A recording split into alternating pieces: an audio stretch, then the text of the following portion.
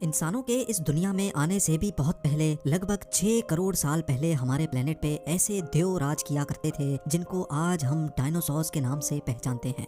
इन dinosaurs ने हमारी दुनिया पर चंद सौ या चंद हजार सालों तक नहीं, बल्कि ये पूरे 18 करोड़ सालों तक इस दुनिया पर राज करते रहे। उसकी तादाद इतनी ज्यादा थी कि अभी तक साइंसदानों को 900 से भी ज्यादा ऐसे फॉसिल्स मिल चुके हैं जिनका ताल्लुक अलग अलग डायनासोर्स की किस्मों से जोड़ा जाता है। एक एस्टीमेट के मुताबिक जब जुरासिक पीरियड अपने पीक पे था तो अर्थ पर 400 बिलियन से भी ज्यादा डायनासोर्स हुआ करते थे, यानी 40,000 करोड़ से भी ज्यादा। हम इंसानों से भी पहले पाए जाने वाले जानवर जिनकी नस्लें मरकर अब खत्म हो चुकी हैं, उनके ढांचे या कोई भी ऐसी चीज जो उनकी इस दुनिया पर मौजूदगी का सबूत देती हो, उसको फॉसिल कहा जाता है। सबसे पहला डायनासोर फॉसिल नॉर्वे के समंदर में ऑयल के लिए की जाने वाली ड्रिलिंग के दौरान दरियाफ्त हुआ था। ये फॉसिल समंदर के बॉटम से भी 2250 मीटर नीचे दफन हो रखा था। करोड़ों साल तक जमीन के अंदर दफन रह जाने की वजह से फॉसिल का अपनी असली हालत में रहना काफी ज्यादा मुश्किल होता है।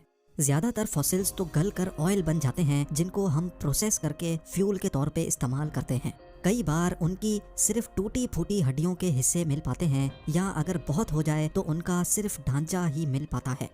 अगर गूगल पर डायनासोर्स टाइप करके सर्च किया जाए तो एक लंबी लिस्ट सामने आ जाती है। ये सब उन डायनासोर्स की किस्में हैं जिनके फॉसिल्स के चंद हिस्से हमें मिले थे। इन हिस्सों को जोड़कर और मुख्तलिफ जगह से इनके फुटप्रिंट्स का मुआयना करके एक अंदाजा लगाया जाता था कि ये देव दिखते कैसे थे, इनका चलने का अंदाज कैसा था और ये क्या कुछ खाते थे।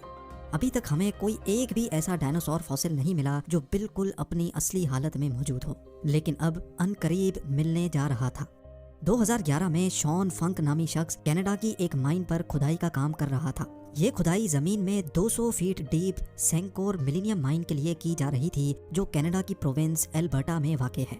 दोपहर के 1:30 बज रहे थे और खुदाई का काम जोरों शोरों से चल रहा था। वैसे तो यहाँ की मिट्टी बिल्कुल सॉफ्ट थी और इसी वजह से एक्सकवेटर को ज्यादा जोर भी नहीं लगाना पड़ रहा था, लेकिन फिर एक पॉइंट ऐसा आया जब एक्सकवेटर को अपने दांत मिट्टी में धंसाने के लिए जोर लगाना पड़ा। पहले तो शॉन फंक, जो कि एक्सकवेटर को ऑपरेट कर रहा था, उसने समझा कि शायद उसके रास्ते में कोई बड़ा पत्थर आ गया है। जब उस पत्थर नुमा चीज पर जोर लगाया गया तो शॉन को एक अजीबो गरीब पैटर्न जमीन में धंसा हुआ नजर आया। चारों तरफ डार्क ब्राउन मिट्टी और उसके बीच में एक ऐसा पैटर्न जिसके अंदर इस तरह के सर्कल्स बने हुए थे। ये मंजर देखकर शॉन की जगह कोई भी होता तो वो उसको देखने के लिए जरूर रुक जाता, और एग्जैक्टली शॉन ने भी ऐसा ही किया।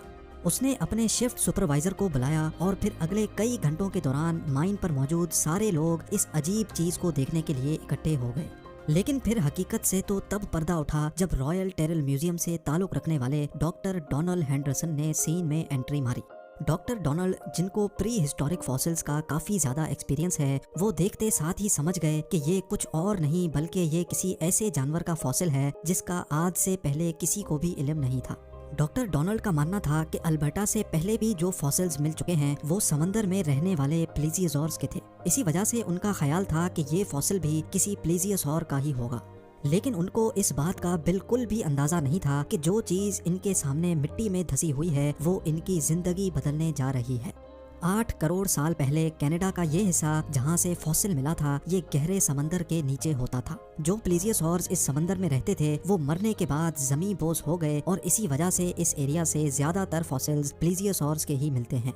लेकिन मिलने वाला ये फॉसिल भी प्लेजियोसॉर का ही था या किसी और जानवर का, और सबसे बढ़कर ये कि आखिर वो दिखता कैसा था। ये सब जानने के लिए जरूरी था कि पहले इसको बाहिफाजत जमीन से बाहर निकाला जाए, और ये काम इतना आसान नहीं था। एक्सकवेशन के गुरु बुलवाए गए और बड़ी एहतियात से फॉसिल को जमीन से बाहर निकालने का काम शुरू कर दिया गया। फॉसिल की साइडों और ऊपर से मिट्टी हटा दी गई और अब बारी थी इसको जमीन से अलग करने की। नॉर्मली ऐसे काम के लिए इलेक्ट्रिक जैक हैमर इस्तेमाल किया जाता है, लेकिन क्योंकि इससे फॉसिल को नुकसान पहुंचने का खतरा था, इसी वजह से एक्सपर्ट्स ने हाइड्रोवैकिंग टेक्नोलॉजी इस्तेमाल करने का फैसला किया। हाइड्रोवैकिंग ऐसी टेक्नोलॉजी होती है जिसमें पानी की हाई प्रेशर गन से किसी भी चीज को काटा जाता है और साथ साथ इंडस्ट्रियल ग्रेड वैक्यूम से मिट्टी और पानी को सक कर लिया जाता है। हाइड्रोवैकिंग के जरिए काम बड़ी महारत और काफी तेजी से कर लिया गया। अब ये जायंट पत्थर जिसके अंदर फॉसिल मौजूद था वो जमीन से अलग हो चुका था और अब बारी थी इसको उठाकर ट्रक में लोड करने की। एक्सपर्ट्स का ख्याल था कि इसको क्रेन की मदद से उठाकर ट्रक में बाआसानी लोड कर दिया जाएगा। लेकिन कहीं ना कहीं सबके दिल में ये डर जरूर था कि लिफ्टिंग के दौरान कहीं कुछ एबनॉर्मल ना हो जाए। और बिल्कुल वही हुआ जिसका डर था। जी हाँ, जैसे ही क्रेन ने फॉसिल को ऊपर उठाने के लिए जोर लगाया तो वो एक ही झटके में 2 हिस्सों में बट गया। ये देखते ही साइट पर मौजूद तमाम लोगों को तो जैसे सांप ही सूंघ गया।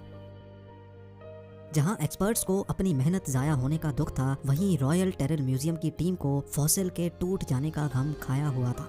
फॉसिल दिखने में तो पत्थर जैसा लग रहा था, लेकिन उसका सेंटर काफी ज्यादा नाजुक था जो क्रेन के प्रेशर को बर्दाश्त ना कर सका। लेकिन ऐसा नहीं था कि सारी उम्मीदें खत्म हो गई हों। बेशक फॉसिल टूट चुका था, लेकिन ये अभी भी कंप्लीट था। इसके अंदर क्या कुछ छुपा है ये जानना अभी बाकी था। फॉसिल के तमाम हिस्सों को अच्छी तरह पैक करके रॉयल टेरर म्यूजियम पहुंचा दिया गया, जहां अब एक और दिलचस्प हकीकत से पर्दा उठने का वक्त आ पहुंचा था। इस पॉइंट पर किसी को भी फॉसिल की असल हकीकत मालूम नहीं थी। करोड़ों साल जमीन के अंदर दफन रह जाने की वजह से फॉसिल को इसके गिर्द जमे हुए पत्थरों से अलग करना एक ऐसा काम था जिसमें सालों की मेहनत रिक्वायर्ड थी। लेकिन ये काम हर सूरत करना जरूरी था। पूरे 5 साल और 7,000 घंटों की मेहनत करके फॉसिल को जब पत्थरों से आजाद करवा लिया गया तो जो कुछ देखने को मिला वो पिछले कम से कम 8 करोड़ सालों से किसी ने भी नहीं देखा था। सारे पैलियोंटोलॉजिस्ट ये देखकर हैरान रह गए कि ये फॉसिल किसी प्लेजियोसॉर का नहीं बल्कि ये तो डायनासोर का फॉसिल है। लेकिन सबको एक जोर का धचका तो तब लगा जब उनको ये मालूम पड़ा कि इस डायनासोर का फॉसिल इतनी अच्छी तरह प्रिजर्व है कि अभी तक इसकी खाल भी डैमेज नहीं हुई। ये दुनिया का वाहिद ऐसा डायनासोर था जो हमें बिल्कुल असली हालत में मिला था। माजी में जितने भी डायनासोर फॉसिल्स हमें मिल चुके हैं, ज्यादा से ज्यादा उनकी हड्डियां मिलती थीं और फिर कई सालों की मेहनत करके उनको वापस जोड़कर म्यूजियम्स में रख दिया जाता था। रेडिश ब्राउन कलर की स्किन, सेल्फ डिफेंस के लिए पूरी बॉडी पर आर्मर्ड जैकेट और 3.5 टन वजनी इस डायनासोर के बारे में इससे ज्यादा और कुछ मालूम नहीं था। जब टेक्नीशियंस ने इसको पूरी तरह पत्थरों से आजाद कर दिया तो अब बारी थी पैलियोंटोलॉजिस्ट की, जिनको डायनासोर की इस अजीब किस्म पर मजीद तहकीक करना थी। रिसर्चर्स पहली बार एक ऐसे नमूने पर रिसर्च कर रहे थे जो बिल्कुल ओरिजिनल हालत में मौजूद था।